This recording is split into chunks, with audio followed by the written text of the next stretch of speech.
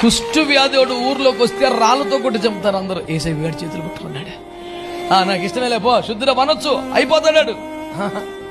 మాటతో కాదు, స్పర్శతో.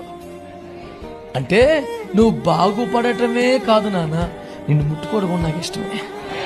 స్తోత్రం చెప్పండి.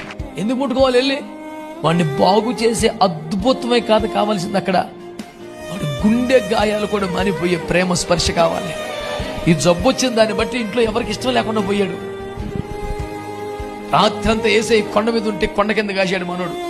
యేసు కొండ దిగ్గాను, అయ్యా ఈ జబ్బులు ఎవరికి ఇష్టం లేకుండా పోయాను, నీకు ఇష్టమైతే అనగానే చేతులు పట్టుకున్నాడు. పోయి నిన్నెంతమంది అసహించుకుని నాకు ఇష్టమేనన్నా. యేసయ్య మాటతోనే ఈ స్వస్థత వస్తుంది.